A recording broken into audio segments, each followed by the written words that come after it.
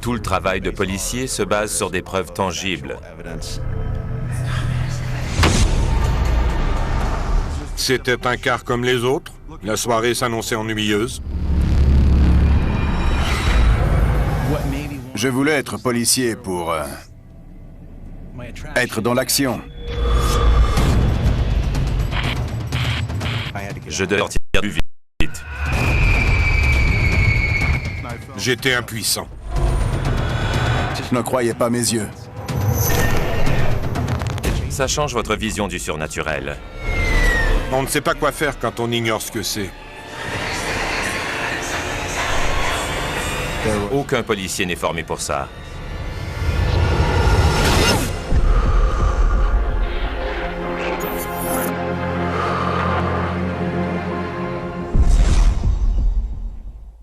C'est de loin l'expérience la plus bizarre de toute ma vie. Je ne comprends pas pourquoi, mais c'est arrivé.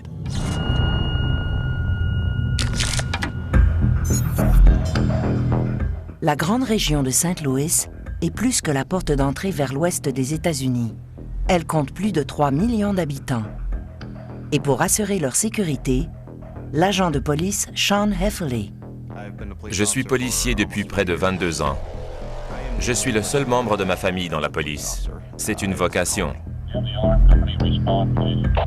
Les policiers, du moins la plupart, ne croient pas aux phénomènes inexpliqués, surnaturels.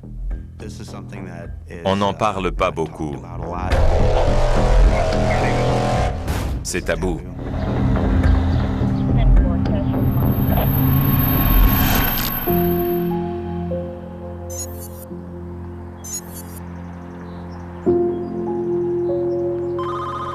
St. Louis Police Department, South Precinct. Yes, hi. I haven't heard from my mother in at least 5 days, and I'm getting worried. This is very unusual. We just send someone to check on them and make sure nothing has happened.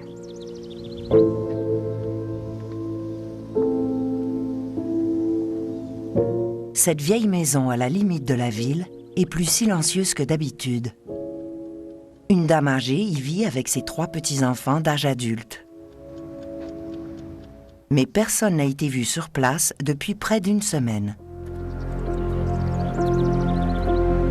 L'agent Heffley se rend sur place. On fait souvent des vérifications de routine comme ça. Le 26 novembre 2006, le dimanche après l'Action de grâce, la famille était inquiète car elle était sans nouvelles de ses proches depuis plusieurs jours. Elle craignait pour leur sécurité. J'ai demandé à mon partenaire de m'accompagner.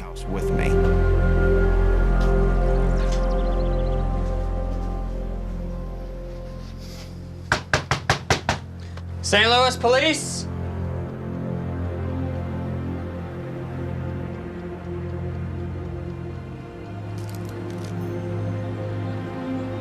I'm gonna head around back. Il fallait entrer dans la maison. Si quelqu'un avait besoin d'aide, on devrait intervenir dès que possible. Rien ne laissait présager quoi que ce soit d'anormal.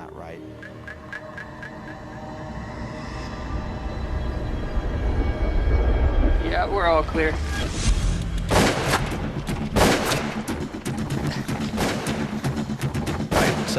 Puis j'ai soudain été criblé de balles. J'ai senti les balles pénétrer.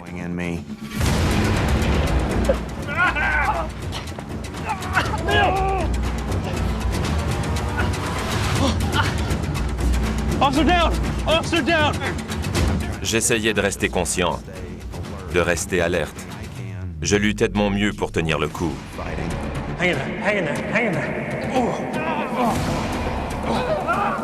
Come on, man. You're okay. You're okay. L'agent Heffley est atteint de plusieurs balles et transporté d'urgence à l'hôpital.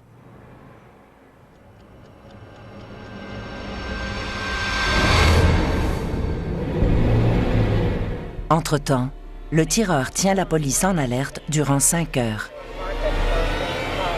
Son identité est toujours inconnue.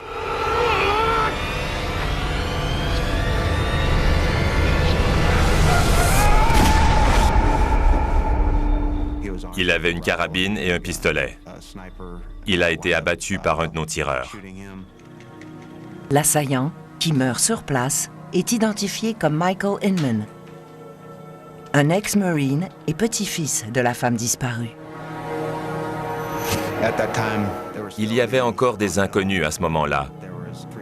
Encore 3 personnes disparues. La police a ratissé la scène de crime durant plusieurs jours. J'ai su par la suite qu'elle avait trouvé les corps dans le sous-sol.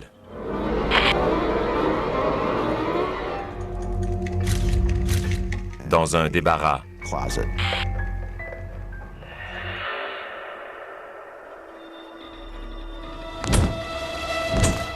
Il avait tué sa famille.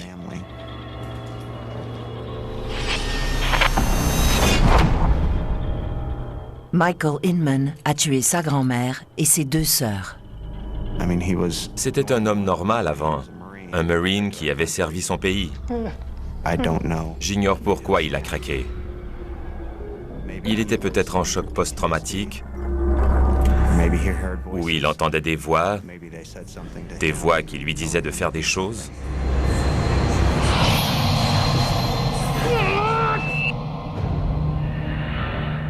Les victimes et le tireur sont enterrés.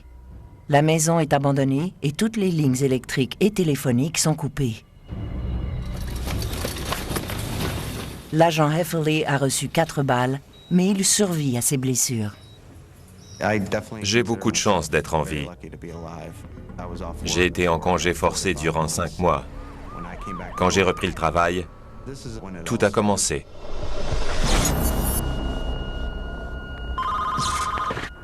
What's the address of your emergency? What's going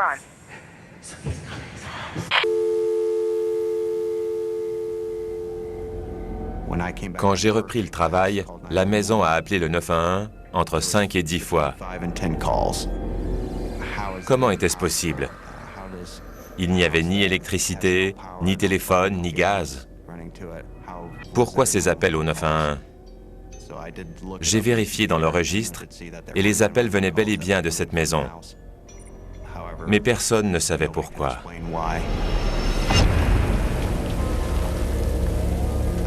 J'ai senti le besoin d'y aller, que la maison m'appelait.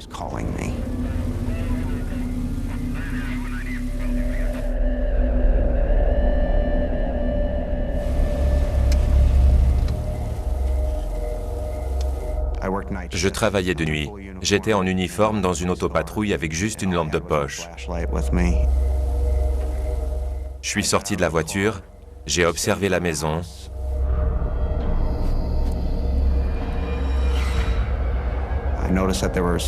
Il y avait 4 croix devant la maison. 3 pour les victimes et une pour lui.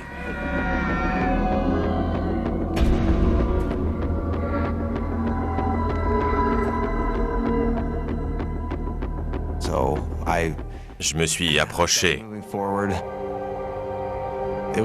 C'était sombre, c'était frais dehors. Et franchement, on se serait cru dans les griffes de la nuit. C'était très sinistre.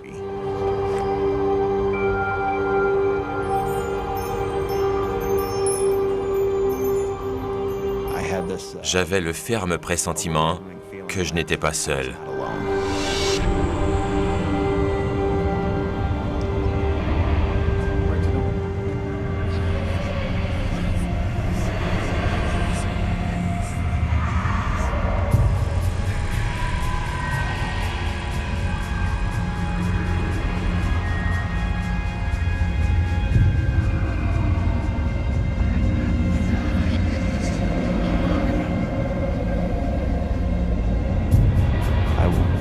Je suis allé derrière la maison.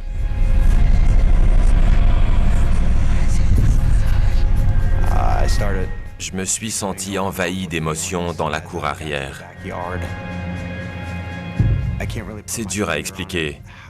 C'était surréel.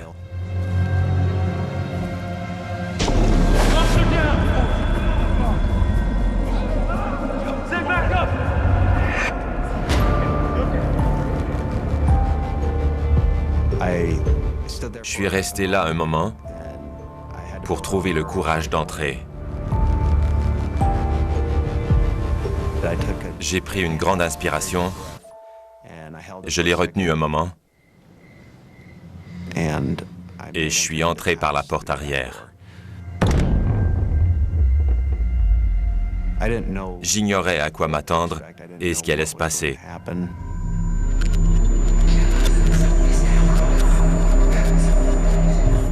Aucun policier n'est formé pour ça.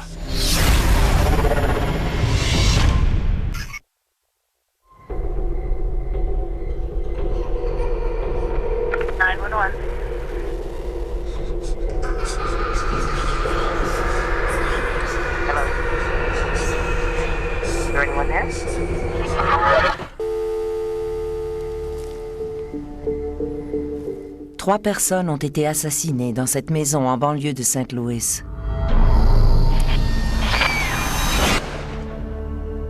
L'agent Hefferly a failli y perdre la vie.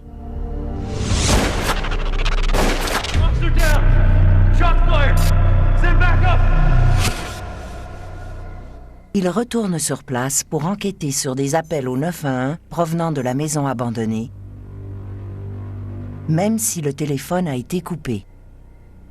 La maison m'appelait. C'était impossible, ça ne se pouvait pas. Je suis policier, je voulais des faits.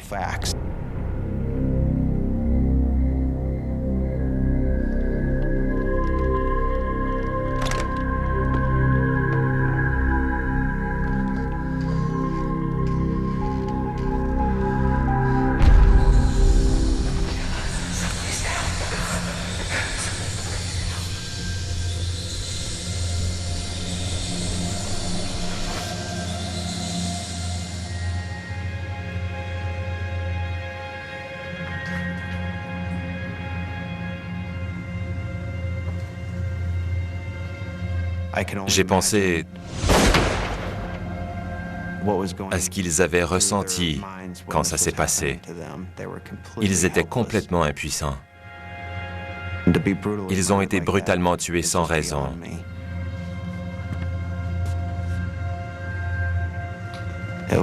J'avais le devoir de protéger les habitants de ma communauté.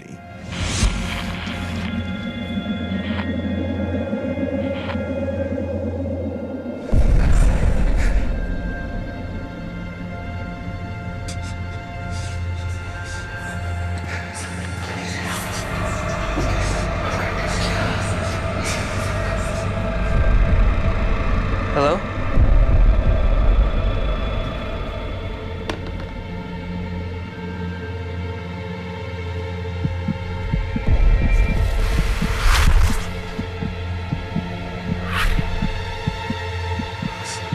Mon cœur palpitait. Je sentais que je devais sortir de là.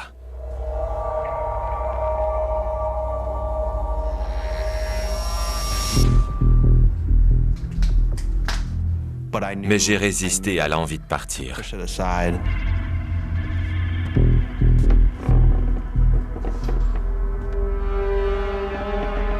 Je suis descendu au sous-sol et il y avait une forte odeur de moisi.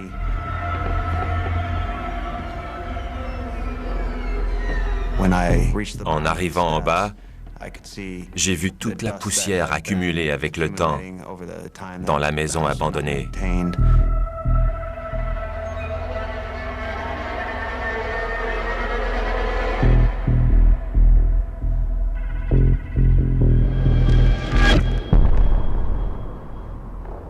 C'est là que j'ai vu la planche de Ouija.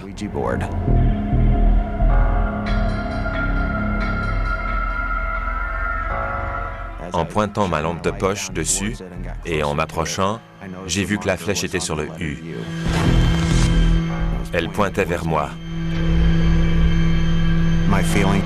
Je n'en revenais pas. Je n'en croyais pas mes yeux.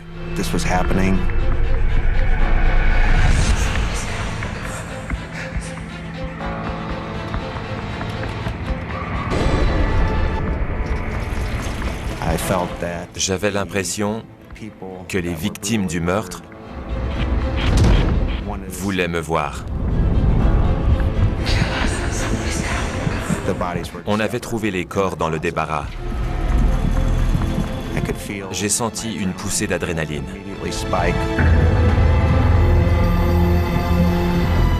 Je me suis senti étouffé et j'avais du mal à respirer.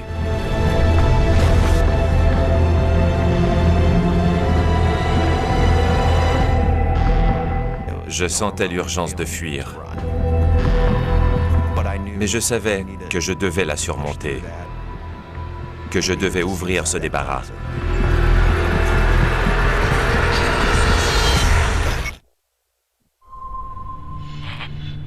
Cette famille a été brutalement tuée et jetée dans un débarras dans le sous-sol. J'avais l'impression qu'ils m'appelaient. St. Louis Police Department, I haven't heard from my mother in 5 days. L'agent FLA de la police de Saint-Louis est mystérieusement attiré de nouveau sur le lieu d'un triple meurtre brutal. Je savais que je devais ouvrir ce débarras.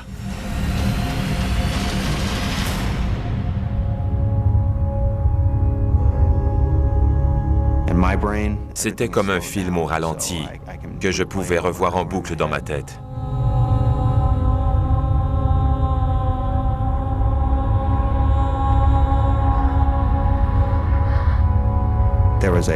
J'ai senti un courant d'air frais sur tout mon corps et un frisson me traversait la nuque, les bras et les jambes.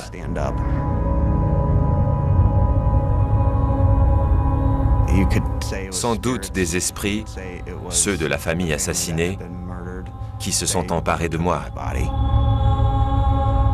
Je me suis excusé auprès d'eux de ne pas avoir été là pour les protéger. Je ne me souviens pas de ce que j'ai dit d'autre. C'est ce que je ressentais à l'époque, et j'avais besoin de me délester de ce poids pour être en paix, et eux aussi.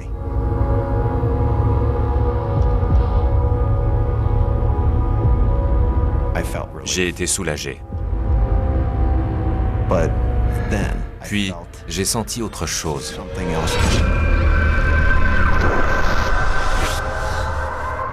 J'ai senti qu'il était là aussi. Ce n'était plus paisible ni rassurant.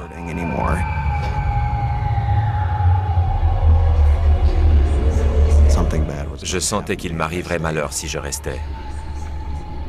Je savais que je devais sortir de là au plus vite. J'ai couru. J'ai grimpé l'escalier à la course. Je suis sorti de la maison.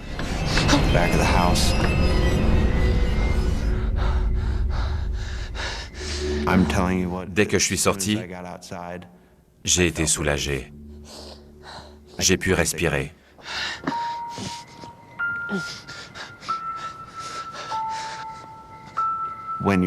J'avais entendu des histoires dans le passé sans trop porter attention, car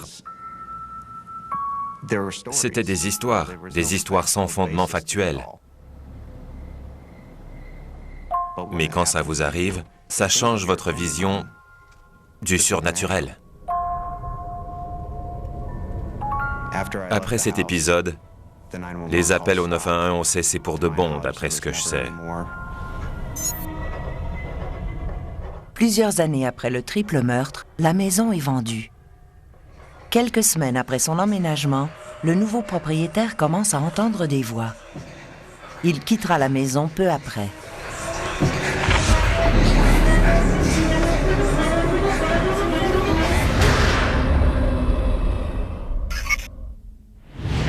Qui allait me croire? Je n'en parle toujours pas. C'est la première fois en 20 ans.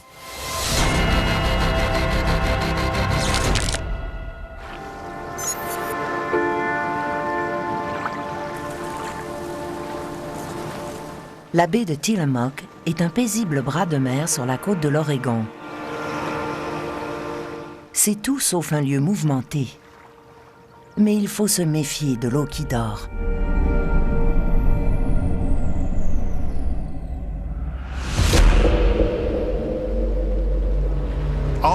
Partout sur la côte de l'Oregon, on entend ces histoires de phares et de maisons hantées.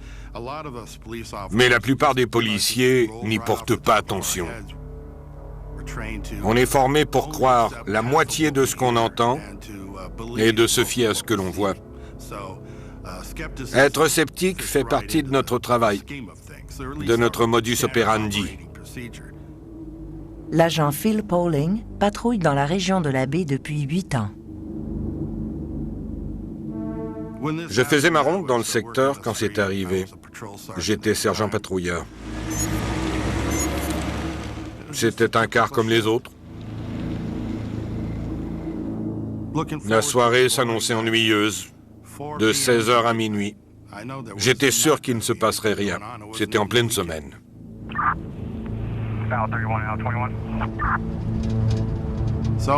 Bref, je patrouillais dans le secteur nord. C'était le calme plat. Alors j'ai fait une ronde de sécurité et je suis allé aux entrepôts.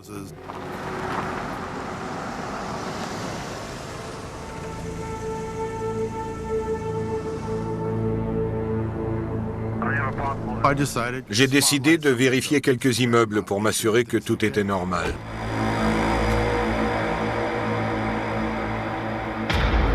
C'était très tranquille.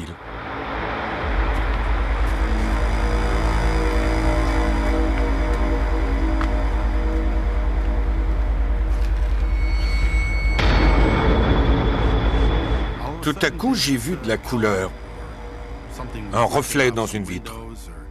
Ce n'était pas clair.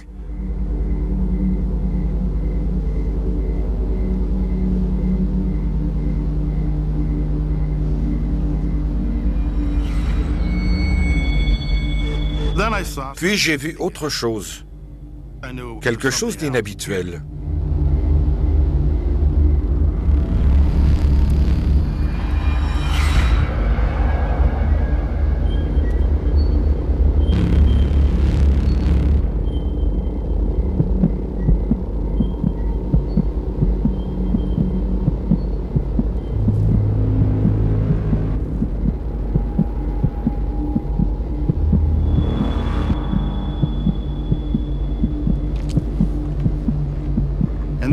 Et j'ai vu de la lumière se refléter dans mon pare-brise.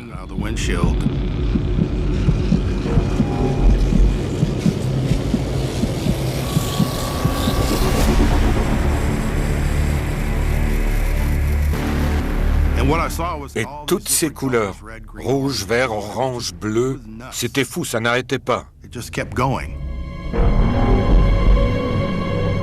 Ce n'était pas un hélicoptère, je sais de quoi a l'air un hélicoptère. On aurait dit un stroboscope qui s'allume et s'éteint. Puis ça s'est mis à bouger, comme des projecteurs. Je me sentais démuni. Sur le coup, je me suis figé, incrédule. Puis je suis devenu un peu nerveux. J'ai regardé autour, mais personne. J'étais seul, devant ce truc-là. C'était un ovni. Quoi d'autre?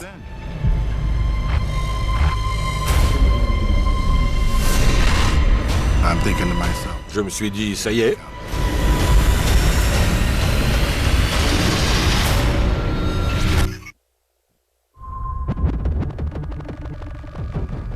L'agent Pauling s'attend à une nuit de patrouille tranquille dans la baie de Tillamook, en Oregon. Jusqu'à ce qu'il voit une étrange source lumineuse dans le ciel. J'étais là à me demander ce qui allait se passer.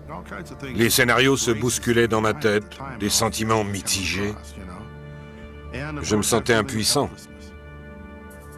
Il n'y a rien de pire pour un policier que le sentiment d'impuissance.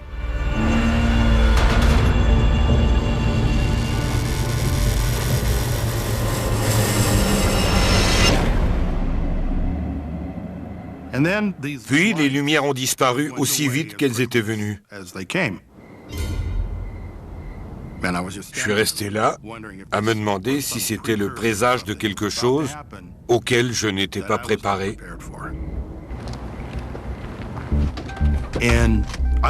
J'ai voulu appeler la centrale pour savoir s'il y avait eu des signalements inhabituels, mais j'avais peur qu'on me prenne pour un fou. Surtout que j'étais policier. Ça ne va pas ensemble. Je ne voulais pas en parler, surtout pas à la centrale. Qui allait me croire? Moi-même, je n'y croyais pas. Je n'en parle toujours pas. C'est la première fois en 20 ans. Puis j'ai eu un appel de la centrale. Yeah, I'm at the wharf. Go ahead. Got some 911 calls coming in about something going on over the bay. Yeah, I'm on my way.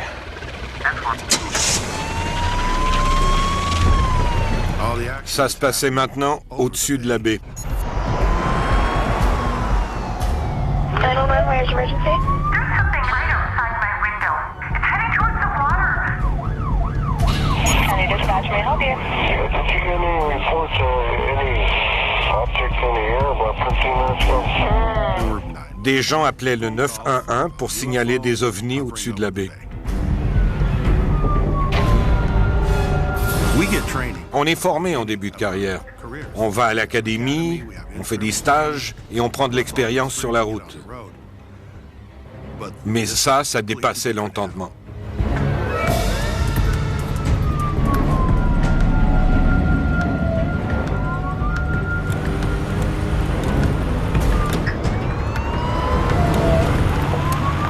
J'ai conduit jusqu'au bout de la route et je l'ai vu plonger dans l'eau.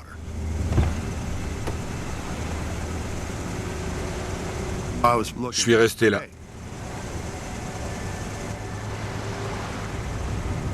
J'ai mis ma caméra en marche, je l'ai pointée vers la baie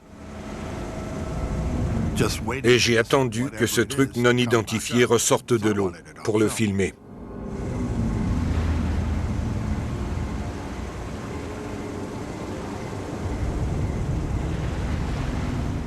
C'était calme, très calme. Pas d'animaux, même pas de goélands ce soir-là, ce qui était bizarre, car on les entend toujours caqueter sur la côte. Mais rien. La baie fait 2 ou 3 mètres de profondeur. C'est peu profond, boueux, pas de grotte. Alors, qu'est-ce qui pouvait avoir plongé là?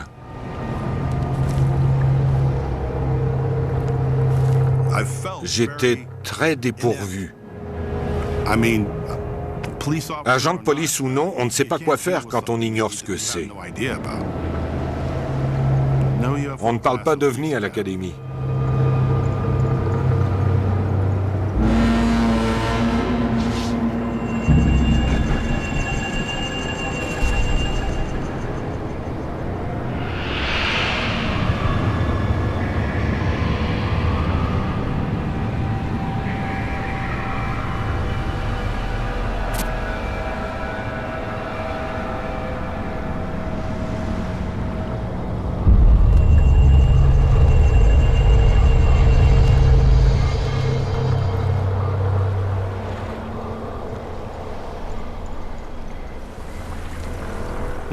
J'appréhendais ce qui allait se passer, comme s'il y avait de l'électricité dans l'air.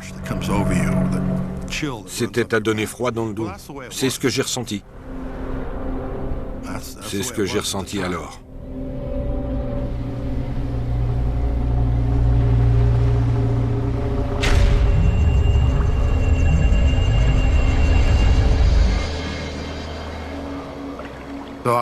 Bref, j'ai passé la dernière heure de mon quart à regarder la baie, mais je n'ai rien vu.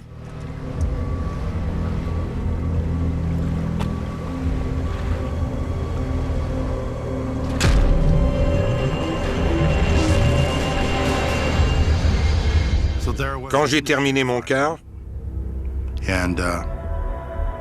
J'ai écrit dans mon rapport « signalement d'OVNI ». Mais je n'ai pas mis mes observations. C'était sans intérêt. Ma caméra n'a capté que de l'eau dormante. Je l'ai dit à ma femme en rentrant chez moi. Elle a souri et m'a dit « C'est ça, chérie ». C'est peut-être encore là. C'est à se demander.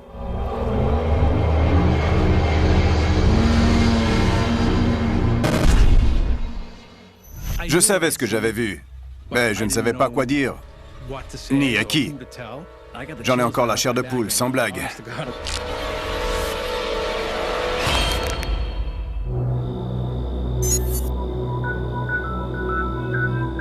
Indian Island est une petite communauté du Maine, au cœur des eaux de la rivière Penobscot. L'île ne compte qu'une poignée d'habitants. Peu de policiers y travaillent volontiers la nuit. Mais pour la jeune recrue Jamie Doobie, toute affectation est bonne à prendre. Je voulais être policier pour être dans l'action, pour être dans le feu de l'action. Cette nuit-là, on peut dire que le jeune policier en a eu pour son argent. J'ignore pourquoi ça m'est arrivé, mais j'ai eu peur. J'étais sous le choc. Je n'en croyais pas mes yeux.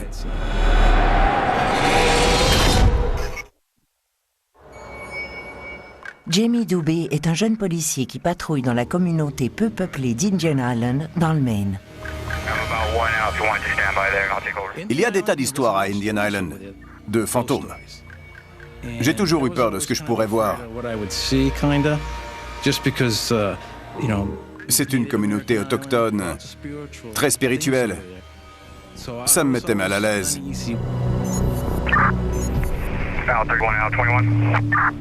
Dispatch, this is Doobie. Be advised, conditions are getting a lot worse on Hiawatha Road. Over. C'était très brumeux. Extrêmement. Le brouillard était à couper au couteau. C'était très calme. Le calme plat. I'm just gonna do one more pass around the pond and then I'll be back at base. Over. J'étais policier depuis peu quand c'est arrivé. En fonction depuis 6 mois à l'époque. Mon rôle sur l'île, au moment de l'incident, consistait surtout à patrouiller durant les quarts de nuit. Les patrouilles de nuit étaient plus sinistres. Je passais par le cimetière pour voir s'il y avait des gens, car c'était interdit après la tombée de la nuit. Ça ne me plaisait pas trop. Mais les policiers n'ont pas le choix. J'étais de l'autre côté de l'étang. Je montais une colline. Il n'y avait pas de vent. C'était très lourd, très stagnant. Une de ces nuits très stagnantes. C'était la noirceur totale à 3 heures du matin. Puis, j'ai vu quelque chose.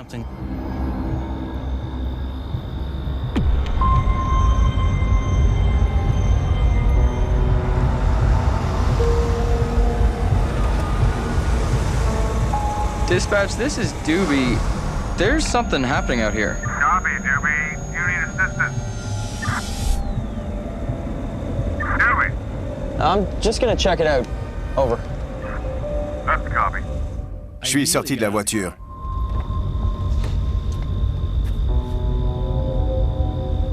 C'était un cimetière très ancien.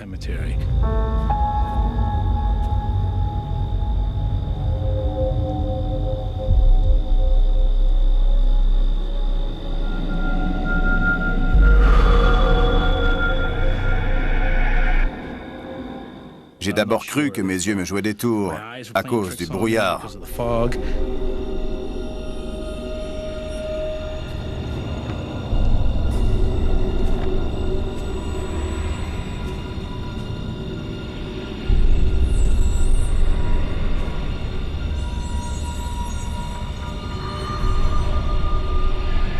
there anybody out here?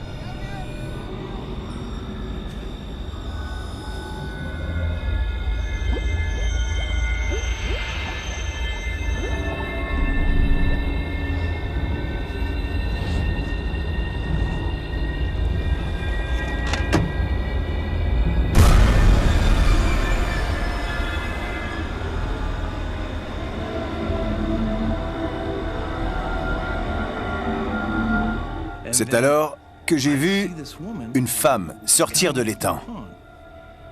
Elle était tout en blanc. Tout de blanc vêtue. Je la revois comme si c'était hier. J'ai appelé la centrale.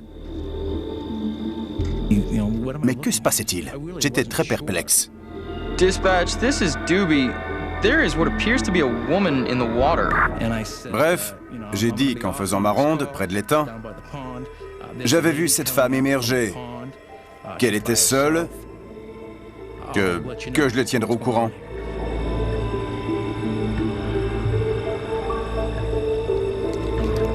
Au début, j'ai vraiment cru que c'était une femme en détresse. Hey, miss?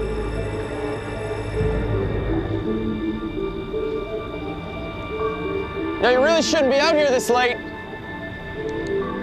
Et en regardant de plus près, j'ai vu qu'elle n'était pas mouillée.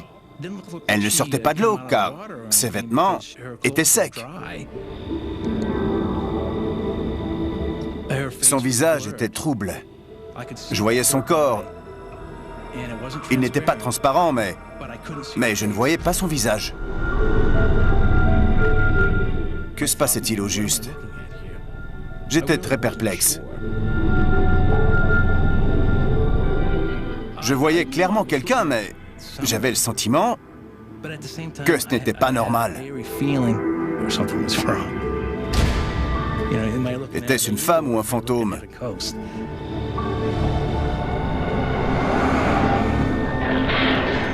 Ça dépassait l'entendement.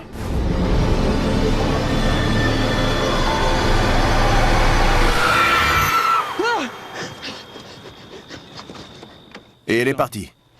Comme ça. Elle a carrément disparu sous mes yeux. J'ai compris que c'était un fantôme. Un esprit, appelez ça comme vous voulez.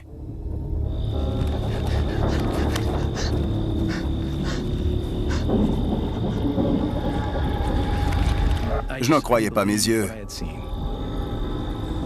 J'ai regardé autour, mais personne n'en vit.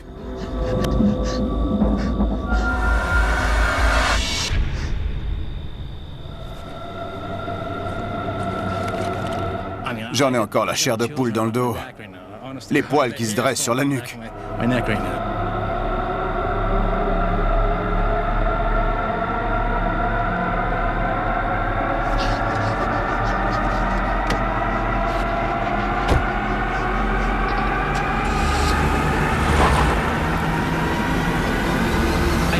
Je savais ce que j'avais vu, mais je ne savais pas quoi dire ou faire.